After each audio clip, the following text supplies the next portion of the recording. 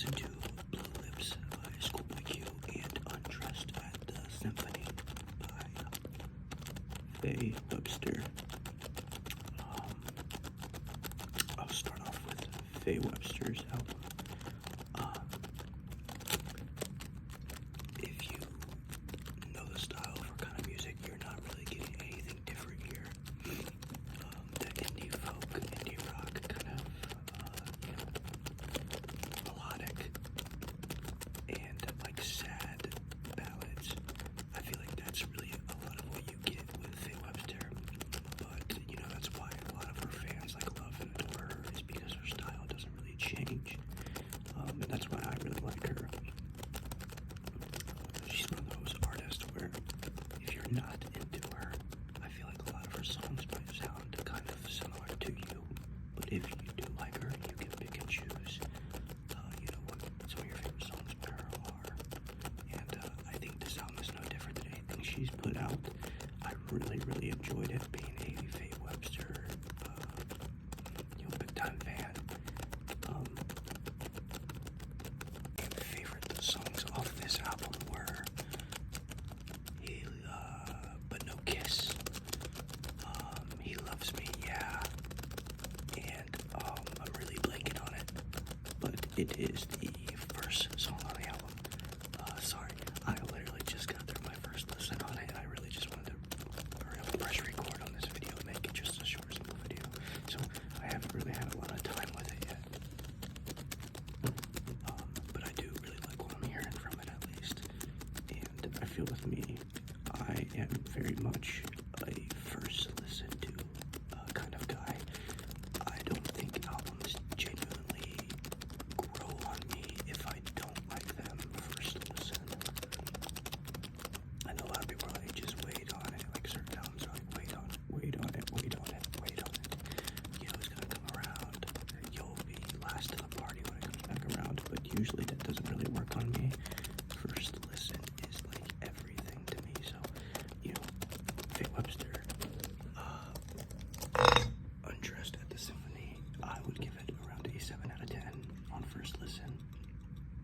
Like I said, it's kind of your basic everyday Faye Webster album, but there's a lot of soul that goes into her music. So if you like, indie rock or indie pop, folk, ballads, I feel like you would really like Faye Webster. So I would definitely give this album a chance. I also just like supporting, artists like Faye Webster, who's so creative and does a lot of these. She is really kind of one of a kind to me. I think she has a niche area in music and really just fills that area where like no one else has been able to fill, if that makes sense with you guys. So it's really cool whenever she just releases music, and I really like just supporting her when those things come out. The one song I feel like was pretty different for her was the song with Lil Yachty. It felt more like a melodic, psychedelic kind of song. And I think their vocals matched up really, really well. I thought the production on not only that song, but the whole album was very, very good as well. So, if you have not listened to Undressed at the Symphony, I would listen to it 110%.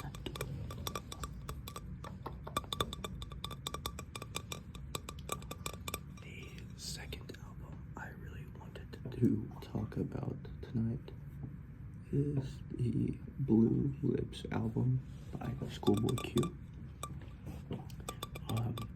I've never been a Schoolboy Q fan, which is weird because I'm such an A$AP Rocky, Tyler, the Creator stan, and those three guys all kind of came up together and have their own form of music that all kind of like clashed together. Like a lot of Tyler, the Creator fans I know are also Schoolboy Q fans and who are also Rocky fans. So I always felt like it was a little weird, but I always found his kind of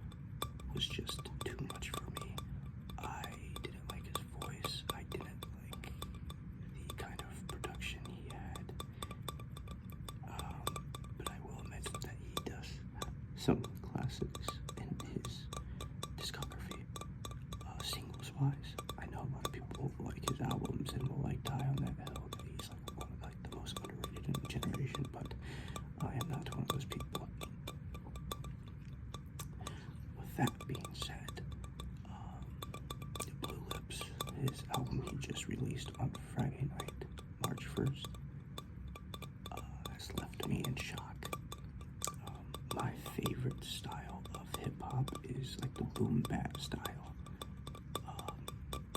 The boom bap style and like the JPEG style, which is crazy because I just said that. He felt too messy for me when I'm like a JPEG Mafia fan or a Danny Brown fan, and that's all this album was. It was like a boom bap album, and there's a lot of like slow songs on here too, very melodic and very cool. It just felt like a cool album. I got through the album in a breeze. And usually, nowadays, I've kind of lost a lot of my love for hip-hop. I just think that a lot of it has been weak over the last year or two.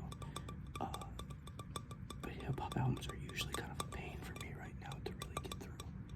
So, you know, having artists who I didn't dislike but didn't like at the same time coming out with an album that's like left me speechless is pretty crazy. Excuse me. Like based off first listen, it was probably the best first listen of a rap album I've had since like Mr. Morale and The Big Steppers by Kendrick Lamar. I like this leaps and bounds ahead of Kanye and Ty Dolla Sign's Vultures. And I just thought it was such an interesting change for Schoolboy Q. He kind of changes his voice around in this album, and it's just so hard-hitting. There's so many bangers on this album, but I know a lot of people, like, you know, that's what Schoolboy Q does, is he releases bangers, but this album also has a lot of, what's that word I'm looking for? What's that word I'm looking for? What is that word that I'm looking for? It has a lot of substance. I've never heard Schoolboy like rap and spit like he did on this album, and I think the features on this thing were great too. Feature was fantastic. The Freddie Gibbs feature was fantastic on Ohio, which is probably my favorite song off that album right now. And if you didn't know, I do live in Ohio, so shout out my Buckeye, shout out my Dog Pound. This is gonna be surprising for a lot of people, just based on what you guys have kind of seen on my music taste, but I really like Rico Nasty. I think a lot of what she does is super fun and super, you know, just like I enjoy listening. Whenever she's on a feature, I think she kills it, and I think no differently here. I think she had a really great feature on this Schoolboy Q album. Those featured songs are probably my 3 top songs off the album so far. I will say this is one of the first hip-hop albums in a long time where I'm very excited to go back and listen, catch up on things that I, you know, didn't catch on the first listen, or, you know, any of that. I feel like this is also going to be an album that ages super well. There's very few albums out there where like years go by and I'm like, this is my favorite song off that album. And then if you ask me a week later, I'll go, oh, this one, oh, this one, oh, this one. For example, Astro World by Travis Scott. Like you ask me one week what my favorite song is, and the next week, and it's always going to be different because it's always kind of stayed in rotation. And I feel like that album is just so like powerful, and there's no misses on it, to the fact where it's like I'll forget that there's a song on there, and then when I re-listen to it hard. That's how I feel about this Schoolboy Q album. Like, I feel like after I get my 3rd or 4th listen into it, I'll be so much more,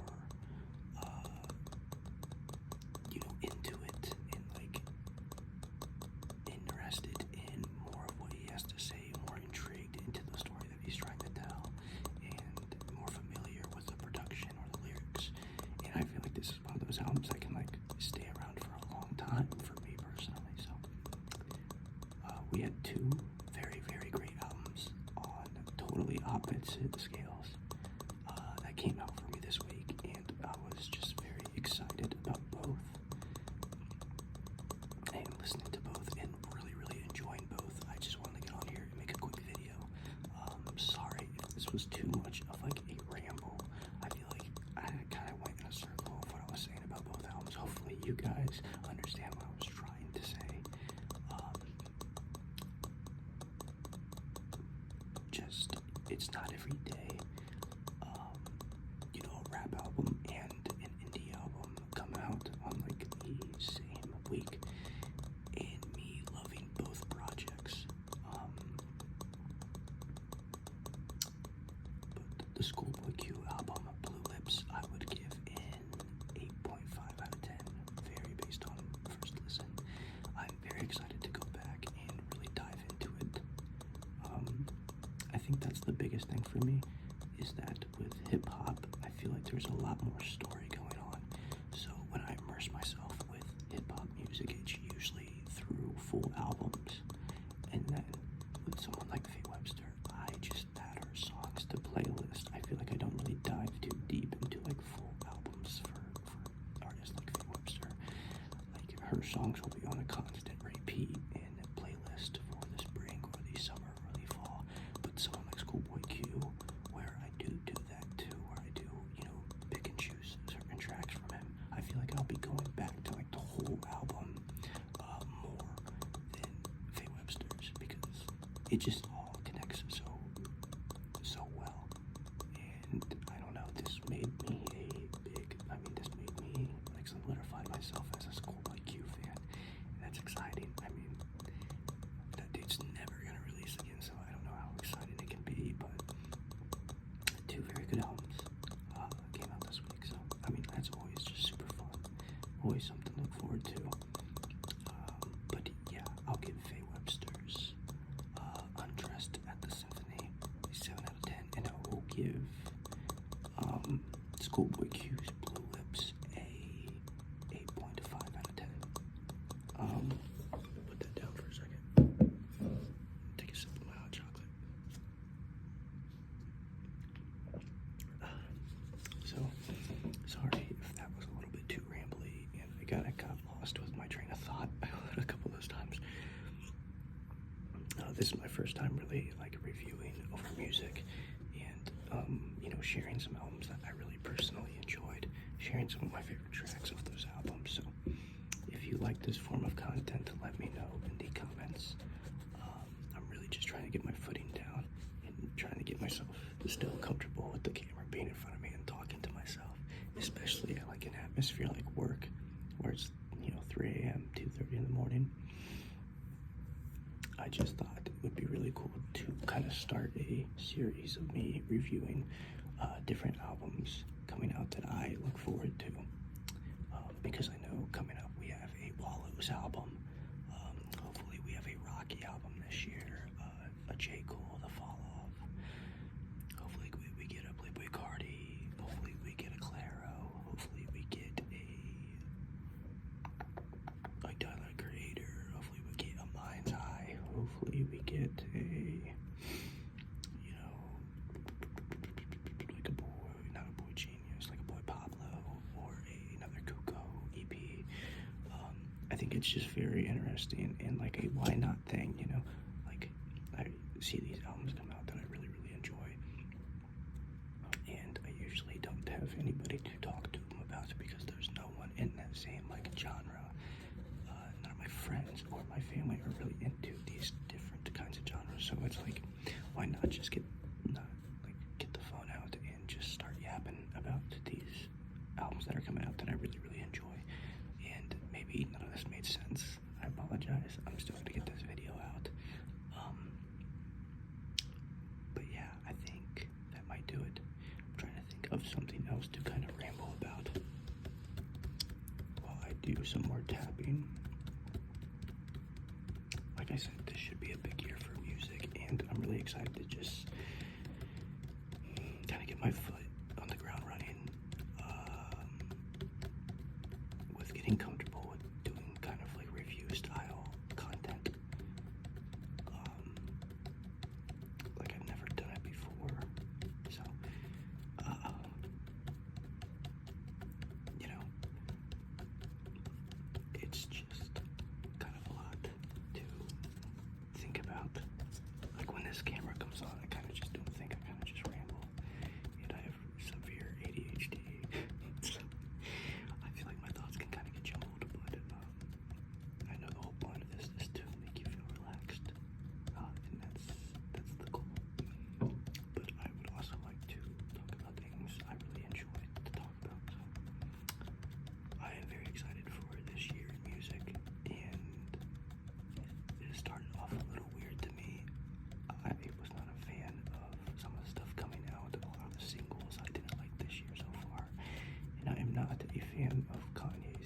Websters. As tough as that may seem, or as shocking as that may seem, I'm not a fan. I thought it was okay, mid at best. A 5 or 6 out of 10, but I really don't want to get into all of that right now. I feel like that's another video for another time. Today I really just wanted to celebrate Schoolboy Q and Faye Websters.